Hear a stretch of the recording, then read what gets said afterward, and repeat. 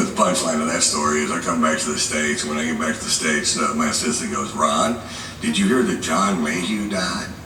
And I'm like, John Mayhew? Why do I know that name? It's your ex-wife's divorce lawyer. Oh, I hated that motherfucker.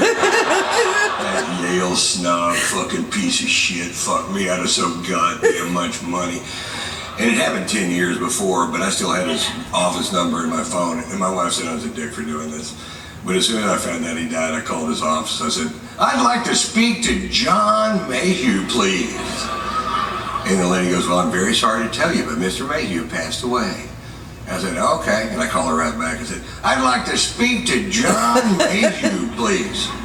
She goes, I just told you Mr. Mayhew passed away. I said, I know. I just like hearing you say it. Oh, shit.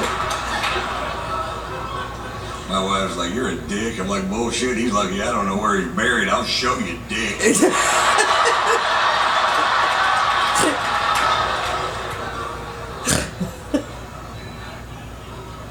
I saw this on the news the other day. This befuddled me. It was a story about a town in the Middle East where by law, the women who live in this town have to wear burkas with one eye hole. That's it. That's all you get.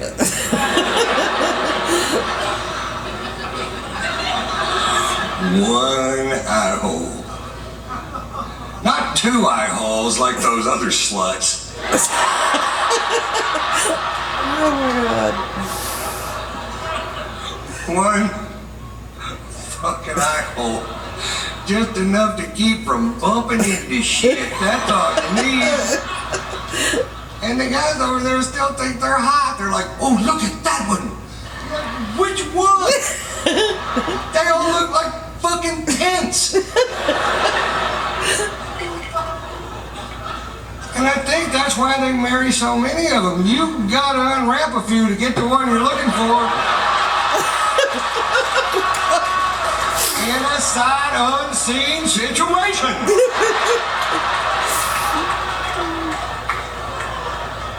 And if you're all politically correct, don't worry, I'm not busting on women from the Middle East. I know they're perfectly content to live the way they do. They are. Well, you can see it in their eye holes.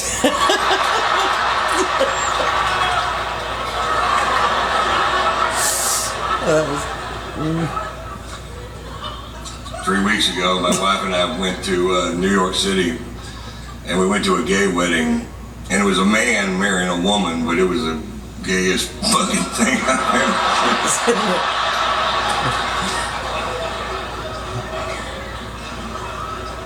You can get married now if you're gay anywhere in America. That's fine with me. I don't care one way or the other. Get married, don't get married. I don't give a shit. I've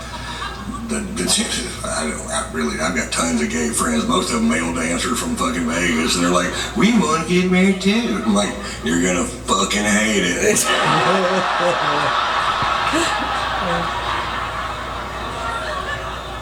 I think the Supreme Court fucked up the best thing about being gay. Well, I would marry you, but I can't. I'd give you half my shit right now, but I don't make up the rules.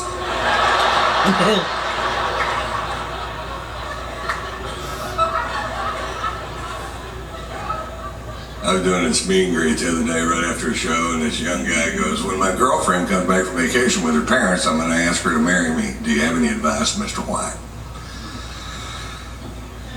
Now, I just got off the ugliest phone call I've ever had with my wife, and it was about that house, and part of that house was going to be a rehearsal space for her band, and while I was shooting a pilot in Vancouver, it turned into a 24-track recording studio, and I was so goddamn mad I couldn't fucking breathe. It was spent $100,000 on this little fucking room, and I was dying. That builder, that motherfucker, I told him, don't you goddamn do it, don't you fucking do it, and he fucking did it while I was in Canada shooting a fucking pilot. The motherfucker. You ever notice nobody ever dies when you wish they would?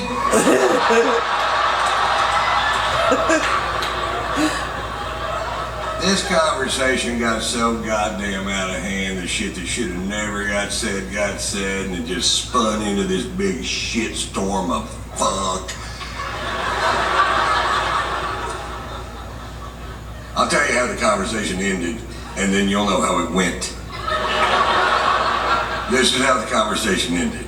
She goes, "Listen, Ron, I'm not trying to be an asshole." And I go, "Really? You're not even trying? Well, you're gifted."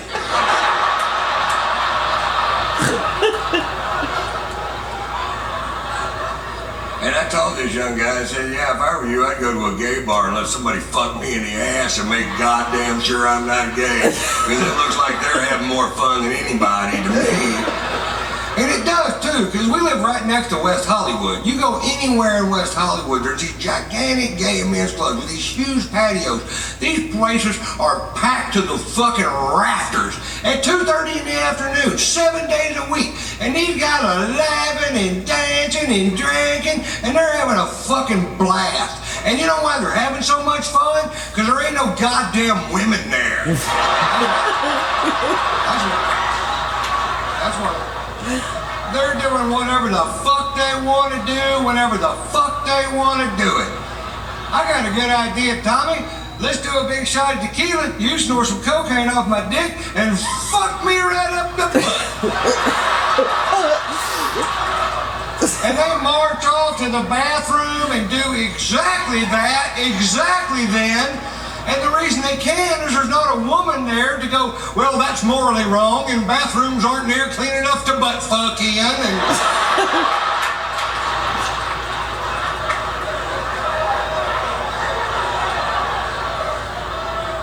oh, they beg to differ. I thought about being gay one time, and I changed my mind when it came my turn.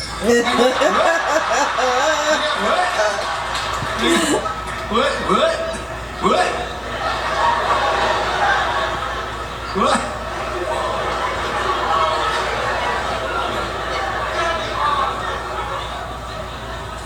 I'm going to tell you this story. This happened last Wednesday at the Comedy Store in L.A. And Comedy Store in LA is a pretty big place. It's got 3 comedy clubs, and I just done a 15-minute set in the OR, which is it's the original room, but they call it the OR. And right before I went on stage, I was in the green room of the main room, and they came over there and they said, "Ron, they need you in the OR." I never thought anybody ever fucking say that.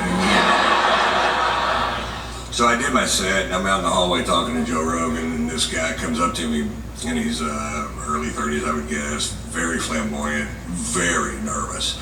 And he comes up to me and he goes, "Mr. White, I was always going to tell you, if I ever met you, that when my father was alive, you were his favorite comedian by far." And I said, "Well, thank you very much for telling me that, man. I appreciate that, and I'm sorry you lost your dad." He goes, "And I was in love with you, and I'd see you on television, I'd pretend you were my husband, and we were going to go out to eat and things like that." I went, "Well, that's nice of you to say, and I appreciate it. Very nice to meet you." He goes, "I had a picture of you I used to masturbate to."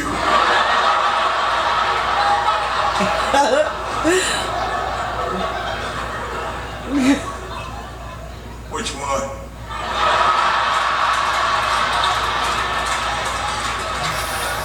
And it turns out I had no problem with it at all. And I'll tell you why I didn't have a problem with it, because I thought the number of people beating off to my image was 0. Turns out it's a solid 1. I guarantee you, when I leave the house, my wife's not dragging out a headshot, rubbing one off. "Oh, you look more like Steve Bannon every day."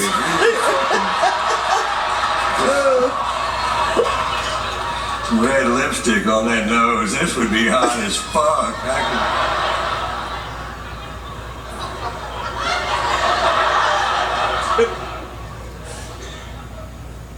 I'm not gay. Seems like I'd have something else to say after that.